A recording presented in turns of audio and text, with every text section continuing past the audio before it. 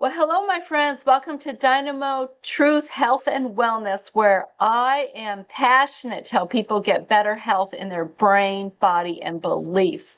And not just older people, middle-aged people, people in the workforce, or people trying to improve their health, but also children, because children, their health is important, and what you do, what you eat as a child affects your later years tremendously. It sets you off on habits and just a metabolic pathway that you want to nurture. And the person behind nurturing that are the parents. The parents need to take charge of that. So that's the focus of our discussion today. But specifically, we're going to be talking about ADHD. And I have my good friend here and colleague, Lana, and she is an ADHD.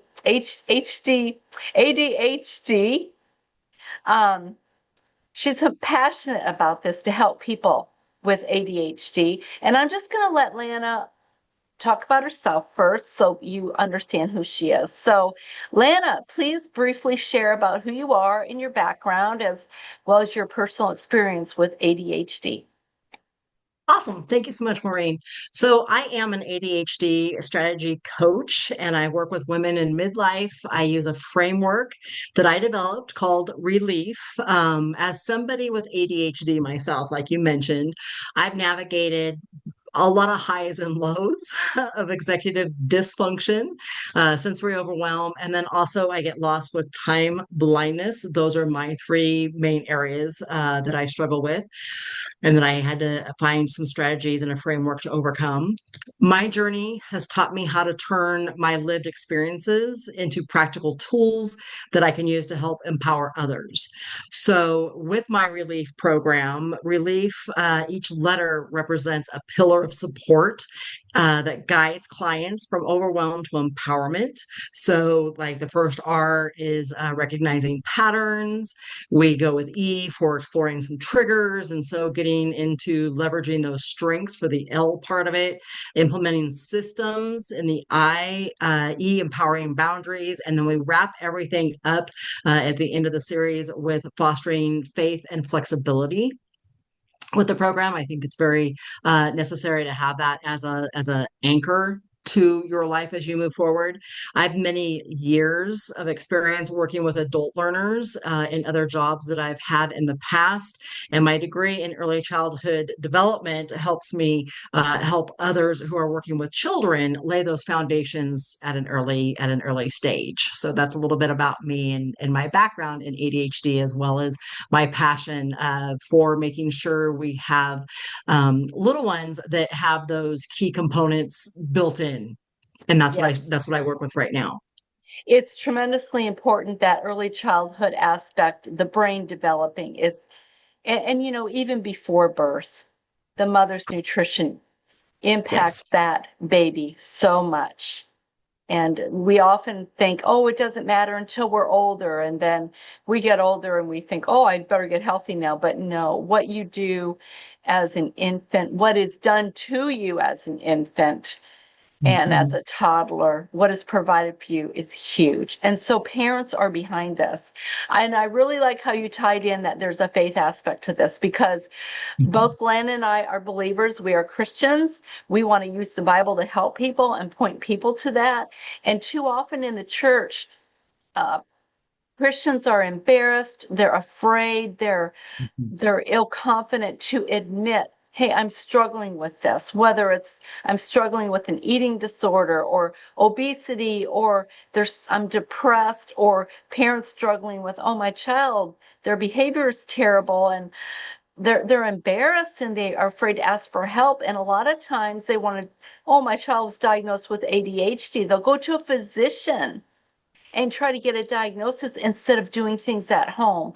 And so, whether or not your child is diagnosed with ADHD or not, this discussion is very important because what you do with your child at home affects their learning. And Mhm. I also want to throw this out there, and I'm sure you agree, Lana, that many children are diagnosed with ADHD unfairly because they Yes. really don't have it. But the doctors or the parents are tired of dealing with the behavior And so they medicate it. Well, any of us would fall asleep if we were given enough medication. And that doesn't mean it's right. So I want to encourage you, take a second look, because once your child is on that, it it's changing things in the brain, and we want to protect the brain. We want to treat the brain and our bodies as the way God intended.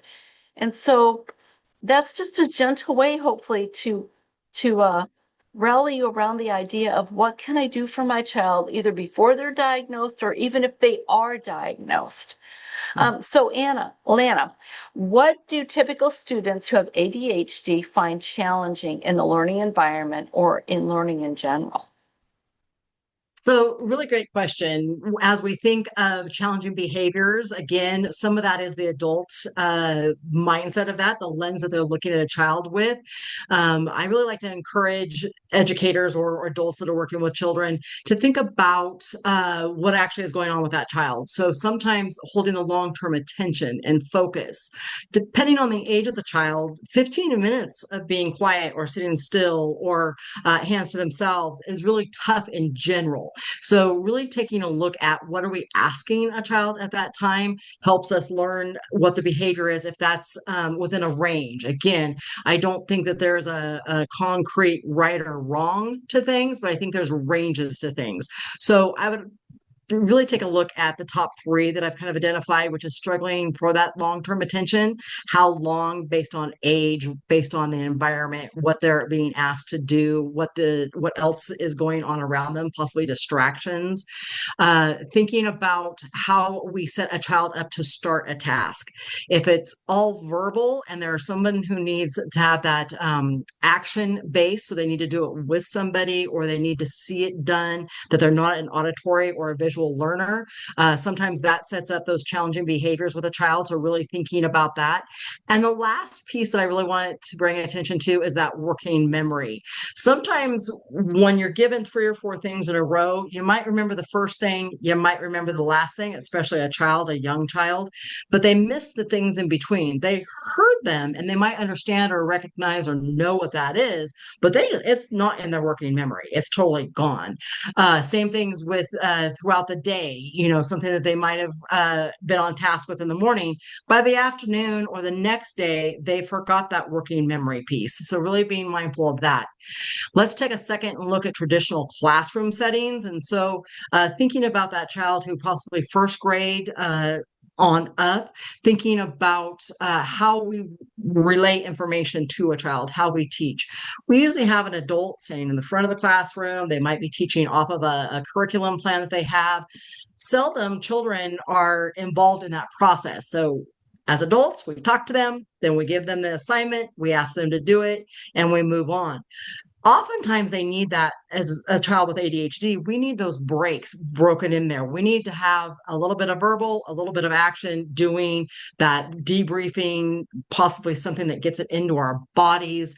So thinking about that, if we're asking them to continuously possibly take notes or just listen to us, 9 times out of 10 for an ADHD child or a child who is challenged with this, they're not gathering it.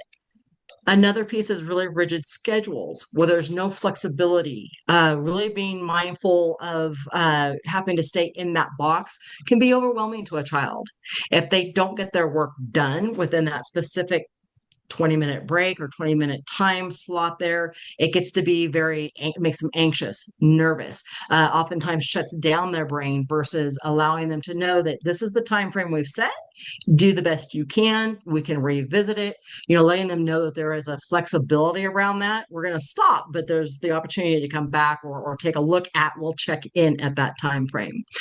Another point that we find with behaviors, something that could be really challenging, is transitions. So thinking about those, again, multiple step instructions. We're going to do X, Y, Z to get to the next center. We're going to pick up our pencils. We're going to close our books. We're going to possibly shake the wiggles out, and we've got to go do this. Oftentimes kids get, again, lost in that process. So we need to, instead of saying it all at once, break it down, put your pencils down. wait for the kids to do it, close the book, whatever it is, let them have that time to do it. And then before you move on to the next step. So really thinking about how do you set a child up, Yeah. that multi-step Yes. instructions. And then also really thinking about those unstructured times, right? Those, we call them free play times or free choice times, child initiated times. Those could be difficult for a child with ADHD because there isn't the instruction or that expectation. We don't know what it is.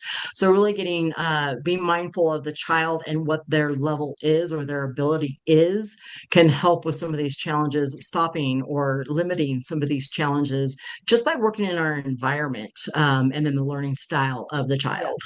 Well, in actuality, everything you mentioned, transition time, focus time, the number of skills within a task, that remembering it, and the working memory being an issue, that actually is for all of us.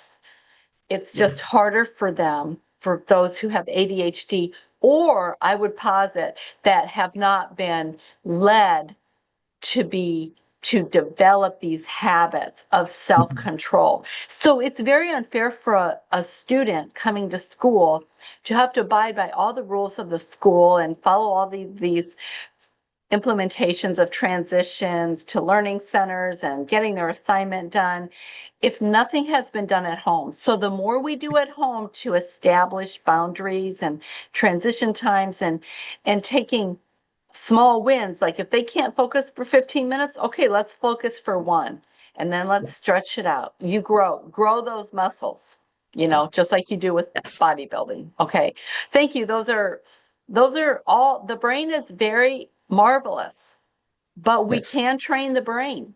It takes an effort, and it takes as much effort as it does going to the gym, but it's a Mhm. choice, and children need help from their parents on this. So, Yes. I would agree. and I like what you brought up about the 20-minute, like if you have 20 minutes to finish an assignment, they don't know what to do. And I have a master educator's license, and they taught us in uh, master's school, educational psychology. Most teachers would know this, of course.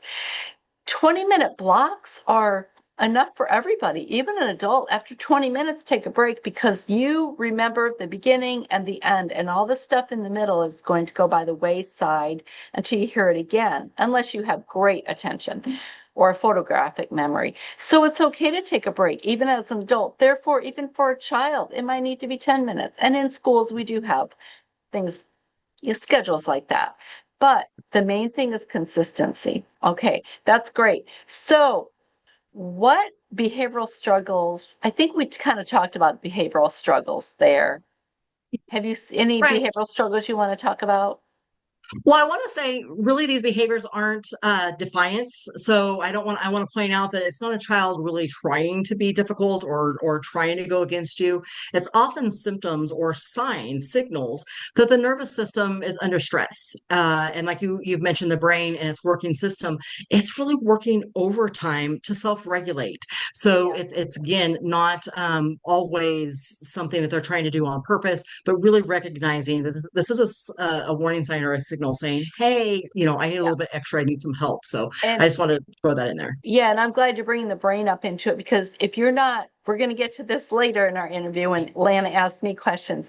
If you're not nourishing your child, their brain is not going to function optimally. They're not going to have as much brain power to do what Lana's suggesting about self-control and all of these educational decisions they need to make, and learning in school. So it's all intertwined. It's not just about the brain. It's about what are we feeding the brain and the rest of the body. Okay, so what lifestyle habits are beneficial to any student to learn more effectively, and Okay, especially so those with ADHD? right. And so, as I've seen, I have worked a lot with adult learners as well as children. So, in my mind, a student, we're always learning, right? We're forever students of just knowledge and life. So, thinking about my experience with children and adults, consistency I have found is really the key.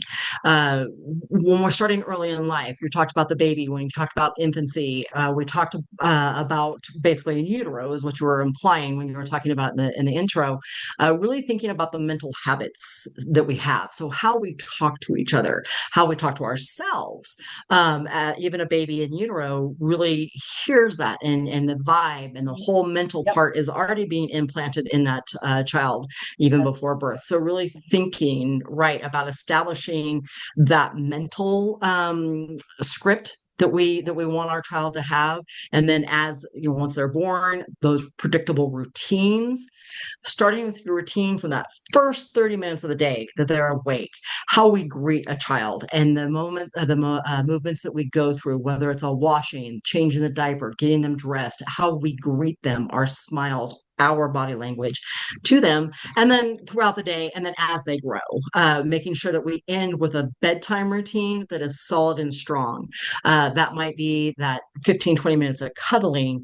It might be a massage where you're doing their little feet and their legs. You're really releasing everything that child has taken in through the day. And then as they grow, your bedtime routine is probably going to change a I little bit. I want to interrupt you and just say, what you're pointing out, no matter what you suggest, it's all about getting the nervous system calm. Yes. And routines help us to stay calm because it doesn't aggravate the stress response. And that's okay. We need routines. That's how we thrive. Good habits make us thrive. They make us who we are, our habits. And so helping your child to stay in a state of calm and peace, that improves their learning and their behavior. If they feel stressed or unsafe, they're going to lash out. If they feel threatened, like, I better hurry, they're going to lash out. It says in Proverbs, he who is hasty of spirit exalts folly. When we're in a hurry, which so many of us are, that's when we mess up and we have poor impulse control. So, very good points there. What personal challenges have you experienced that you might like to share, and how have you managed these? And how intentional did you need to be to manage these? So funny you should ask, because I'm definitely time blindness.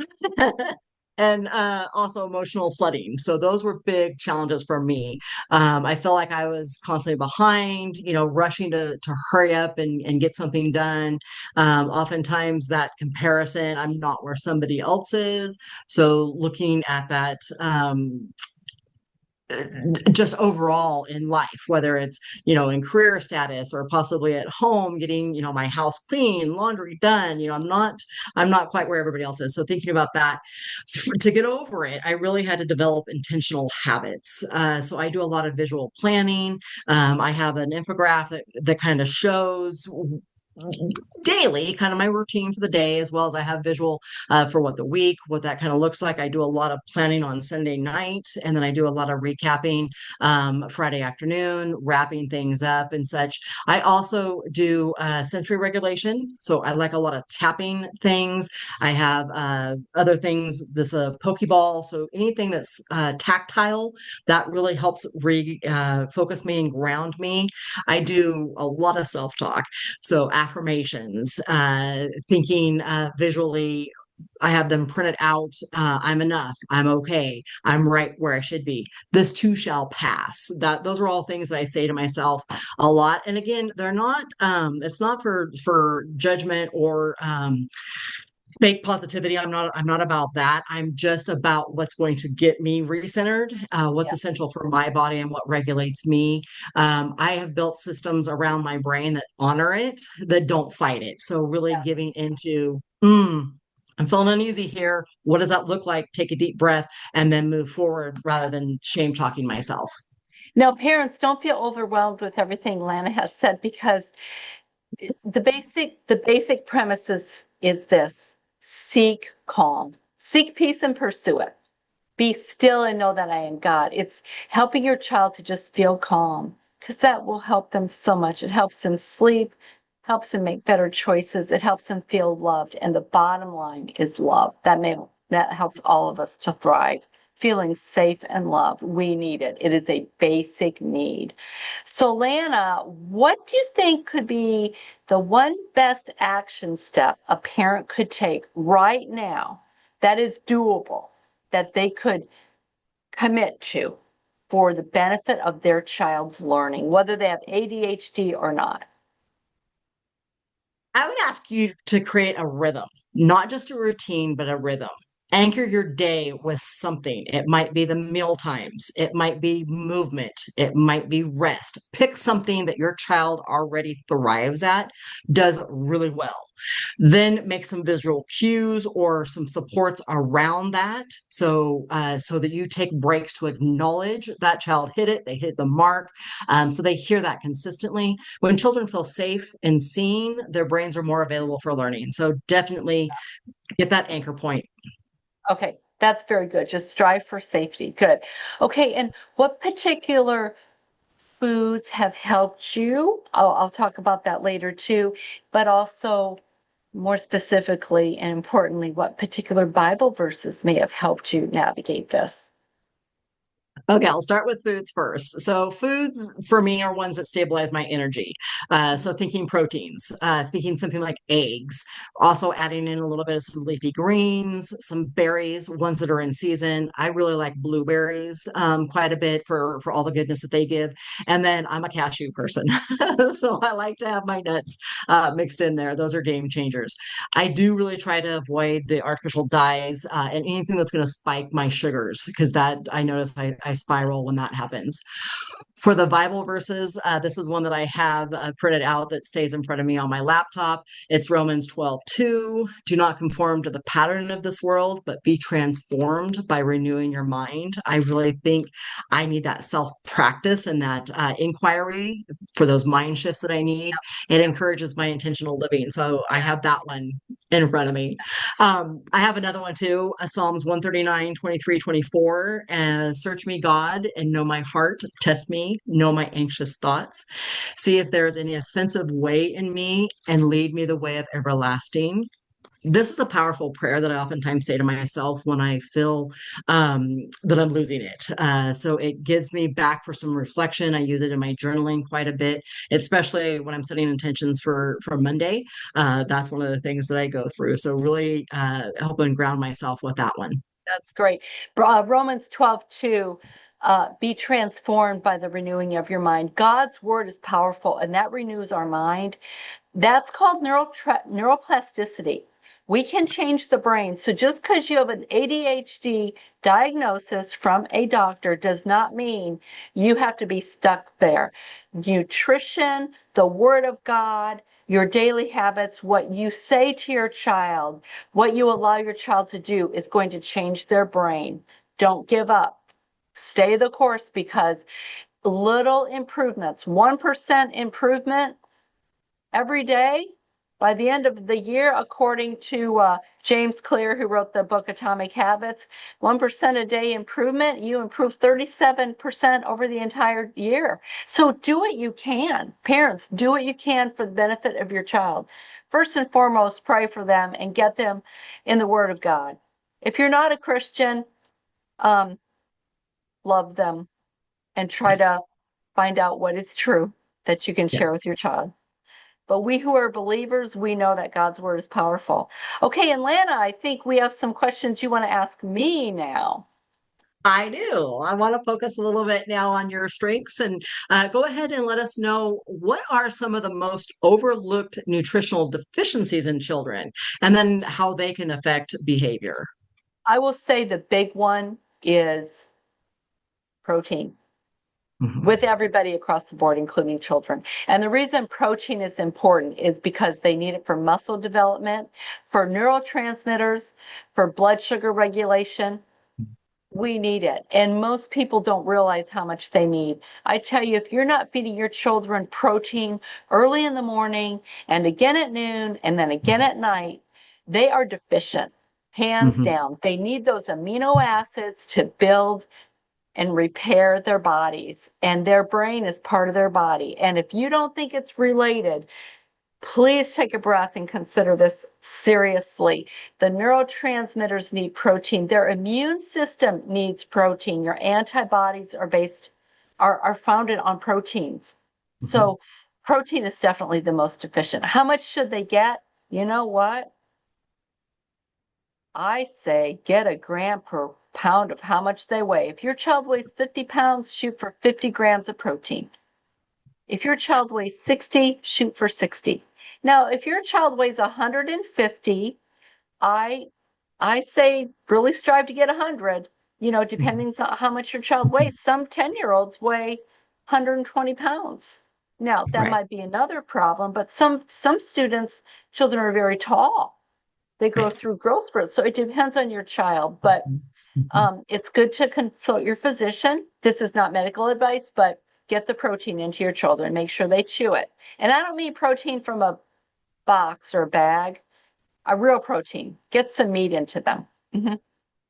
I agree. And thanks for saying that meat, any variety of meat, again, those eggs, something like that, Yeah. getting those Stay in. and stay away from processed meats. I mean real meat that you Yes. cook at home. Right. Mhm. Right. Perfect. Love it. So, also, as we kind of continue talking about protein and how to get that throughout the day, what are some options for a school ager, possibly for like lunchtime or to pack for a snack for them? What are some suggestions for parents? Well, whole food is best. Vegetables, fruits, and protein. So if you are sending, which I highly recommend you send your lunch that you make with your child to school, it Mhm. saves on the lunch budget because it will be cheaper, you know. And even if your child is getting free lunch at school, the lunch they're getting is not nutritious. And I'm not saying that to badmouth the public school system, not at Right. all. It's a matter of it's a fast food industry in our public school. They have to do mass quantities of food at a low budget. Mhm. It's not their fault. We have a whole system in our world, in our United States, that is set up for ultra processed foods, and people have given into it, and they don't take the high road and do it themselves. So for school lunches, I do certain things with my little Molly. I take an apple and I cut it vertically so we end up with round apple slices. I call them apple cookies. I do the Mhm. same thing with a zucchini and Yeah. cucumber. I will cut Mhm. up peppers and give them to her, strawberries and blueberries in little containers for snacks, a banana. She loves bananas. Mhm. And for a other nuts and I don't do nuts or I mean seeds really, but some Mhm. whole nuts like walnuts, almonds, those things for her to get some healthy omega-3s for her main dish to get protein into her. I meal prep for her at the beginning of the week. And I make a whole bunch of hamburger or a whole bunch of salmon, a whole bunch of vegetables. I season them with herbs and I might put a little avocado mayo in there to help it stick together because it's hard for her to keep things on a spoon. So it's better that way. It's easier. It's tasty. I love it. I love it. I eat what she eats. And Mhm. I put them in little containers, BPA free containers. I have them ready to go in the fridge so I can just grab it and put it in a lunchbox. All of these things take time, but it's worth her. I cannot measure what it has done for her brain. It has certainly kept her weight in check. She has Down syndrome and she's prone to gain Mhm. weight or have hypothyroidism. So she's Mhm. fine in that area. She looks good. She's energetic. She walks almost 2 miles a day with me, plus her other activities. So she's getting enough nutrition, but it all works together. And her focus is good. She's a hard worker. Mhm. Everybody who works with her, she cooperates and she will work for 45 minutes without a break. So Well, and it's she's got that important. protein, right? She's got that sustained Yes, energy that comes from the diet. right. So And I sorry to make interrupt you, sure but yeah. now there are a couple things that are in a package that I let her have, but I like Laura bars. There are only two ingredients in it. The Mhm. cashew bar, two ingredients. Now they have corrupted it and they have other Laura bars that have sugar added. Don't do that.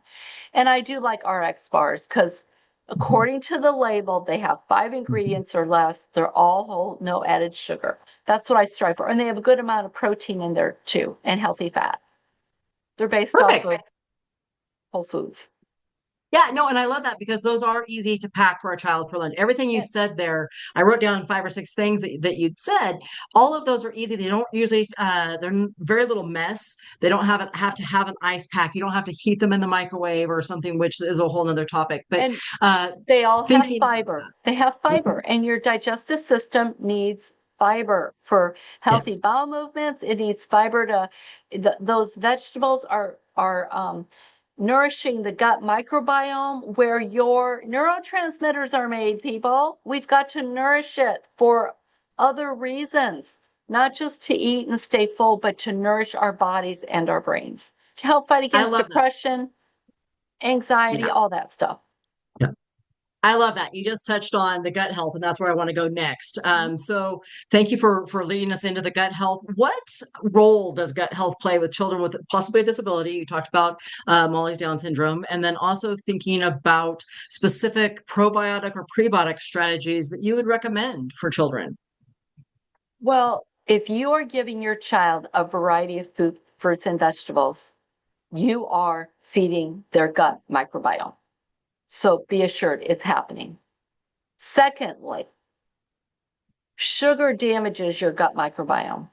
So every time you're letting your child have sugar, it's fighting against your gut microbiome and it's feeding the bad microbes in your gut, which is going to decrease the health of your gut, which is going to decrease your nutrient absorption as well as your neurotransmitter production. And it's going to also decrease your immune function. We don't want our kids sick. And especially with people getting vaccinations, if your child gets a vaccination and all they're eating is sugar, well, their immune system isn't going to respond at an optimum level. And if other colds and flus and whatever are going around school, well, it doesn't mean your child's going to get really sick from it. Their immune system works to overcome that. You want to feed that with protein and not sugar. So as far as the gut microbiome, that's for brain health too. And fruit, you're going to get it from fruits and vegetables and avoiding sugar.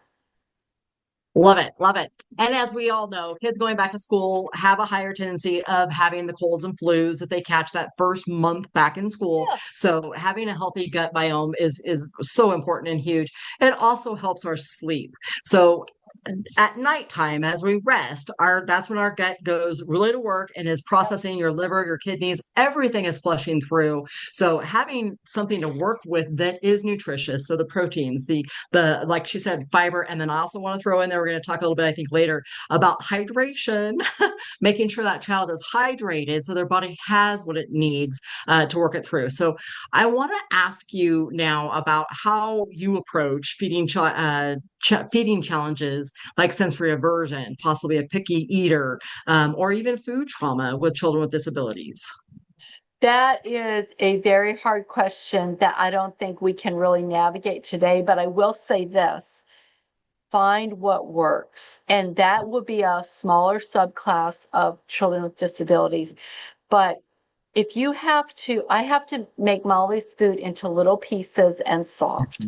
She cannot chew, she does not chew well. So I have to set her up for success. So I do cook her vegetables, except maybe zucchini cookies and things like that. And she could never eat a hard carrot. It would be dangerous. She cannot chew it. It would be dangerous. I do soften them up though, so she can have a carrot stick, but it's softer. But you have to find out what works for the child. Some kids don't want soft food, they want crunchy. Well, if you give your kids crunchy food all the time, that means they might be in a bag or a box. Well, maybe you could try making something crunchy, a hard potato, somehow crunchy. I don't want to encourage burning because that's not what we're after, but small steps, even if it's just something low process to help them eat something more nutritious rather than something with a whole bunch of additives. That's a hard question. Agree. And I would also probably add, as far as the food trauma side of it, really having conversations, depending on the age of the child, around food and around eating and around that routine of fueling your body. It's instead of taking out the you must finish your plate or eat everything on Oh, of here or course, something. yes. But Even for a but child with this, also being an example to them. We can't make right? our kids demand something from children that they don't see us modeling.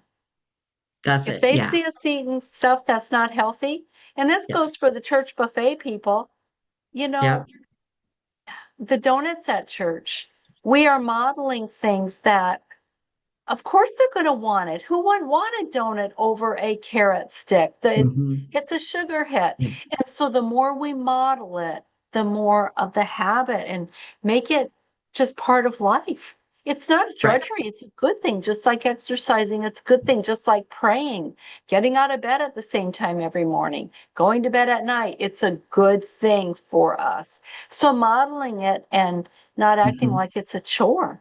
We should be Exactly. grateful. Yeah. Exactly.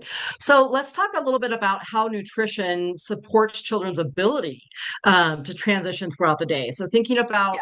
Molly, I know does cheer. So thinking about her day at school and then how she transitions into cheer or Yeah. possibly other activities. You talked about her walking. How do we do that, especially in those high stimulation environments? So Yeah. how does nutrition help support those transitions to those Well, other activities? I make sure she has hydration, of course. That's always with Mhm. her and plenty to go through the day. Mhm. She of course at every meal has adequate protein. And I Yeah. don't give her junk food. She doesn't have food out of bags and boxes, so she has adequate protein and fruit and vegetables on the side or within her with her protein. She might have the vegetables. But Mhm. that helps regulate her blood sugar. And when your blood sugar is regulated, all of your behavior is going to be better for all of us, no matter who you Right. are. None of us, if we eat a donut or something unhealthy, on an empty stomach especially, it's going to spike your blood sugar. And then your blood sugar is going to plummet. And then you're either going to want to Mhm. eat more, or for children, they just might feel lousy and just not want to work. And it's not their fault. We're the one who fed them something that drugged them to make them tired to stay awake during social studies, or Right. or too unmotivated or discouraged to make them want to write their paragraph in English or to Mhm. follow along when you're reading a book or to pay attention to what the teacher's showing them. Blood Mhm. sugar regulation is key, and having adequate water helps that. If a child isn't getting enough water, they are going to crave something. They'll think they need to eat, when in reality, no, they need some water. If you gave them adequate um, protein and healthy meals, it's going Right. to work out, and that is the least you can do for your child, especially if they're struggling with ADHD, especially if they're having these challenges. Not if they're not diagnosed, they still need this support. 100%. I so agree with you. Yeah. So, as we wrap this up, I want to ask you now, what are some Bible verses that you use as you're navigating through health and nutrition, especially either with yourself when you're working with others, and then also with Molly as you are examining what's best for her? Because I know you do check-ins to make sure that you're meeting her goals as well. So, what are some Bible verses that you have for us today? Well, I'm a little unique because certain things in scripture just, call my name. It's not your typical Bible verses. Of course, Romans 12:2. Do Mhm. not be conformed to the pattern of this world. Renew your Yes. mind. So that's big on my list for navigating everything in life. Yeah. I need God's word for everything: relationships, Yes. marriage, children, work, myself. Okay. But you know me, seek peace and pursue it. I am all after peace. And so whatever will get me there, the food, I mean, the thought of picking up a donut and eating it to me is inviting stress. Yeah. I Yeah. and that would be easy for me to not have, but other things later in the day when our self-control is lower, oh Mhm. yeah, that sweet tooth kicks in, and I just don't have it in the house. So Right. seek peace and pursue it, but also a verse in Nehemiah, when Nehemiah was challenged at building the wall of Jerusalem, and they're mocking Mhm. him and standing in his way, his enemies. Strengthen my hands, O Lord. Something like, strengthen my hands, Lord. And then Yeah. from Psalm 101, I will be careful to live a blameless life. That includes everything I do. And you know what? You are not blameless in your health if you're ingesting junk. And you are not blameless in supporting your child. They're learning. If you're letting them eat a bunch of sugar and food with artificial dyes, food with 40 ingredients in it, they need to be nurtured. And even though they look healthy, you're establishing a taste center they've got going on, and they're Yes. gonna they're going to find it hard to get away from that. We've got problems in our youth right now. Fatty liver disease in the young. That's unheard of. Diabetes, It's just, type 2 diabetes in young. I mean, yes, we're seeing, it's not God's yeah, will for us. God's will for us is peace. And parents, it's on you, it's on us. And I I cringe at some of the things I fed my children back in the day. right, I right. cringe. I cringe at Yeah, what I fed Molly trying to help her to eat. I don't yeah, even want to this is tell very, you. And it was at the mhm. advice of dietitians. Yeah, yes, But I yeah, didn't know. I just thought, okay, anything. And right. granted, you have to do some things. I mean, gradual changes, even if your kids hate what you serve them, Mhm. okay, just a little bit mixed in with something else, just a little. You gradually increase it. But the example is huge. The visual neurons, your Mhm. your mirror neurons in your eyes, when they Yeah, see you doing it, it's going to be powerful. You need and to starting as you need early as to you can. practice Yeah, what you preach. So, um, I think I answered your question. Oh, the you did. Bible No, verses, yes. And yeah, you did yeah, great. be blameless. I think, how can I tell someone else Mm. if I'm not blameless myself? So, full admission, I Yeah, struggle too. It's a choice. It takes, yeah, sometimes I'm in that kitchen making things for Molly or me, and I get resentful of the time it takes, and shame on me. I should be thanking God we have good food. right. So it takes an effort, but it's It worth it. does. It's your child. It's their future. Yeah, It's their and learning. it's the intention. I just want to talk real quick too, just touch. We know it's expensive. I get it. But it is cheaper in the long run to take care of ourselves now or our children as they're Yes, young. A lot right, less health, risk later, cardiovascular right, disease. We have, diabetes, high blood pressure. All of these right. things are really starting to form. Those first 7 years of our life lays a lot Yes, of the, when we in look at utero, in utero. in Yeah. utero And you know and what? Do you want to make the cost now in your efforts and in what you spend on food, or later on doctor's visits, pharmaceutical co-pays, and then other behavior problems that might happen, plus right, all the cost of the vending machine junk food that isn't doing them any favors, or the right. gas station Yeah, treats.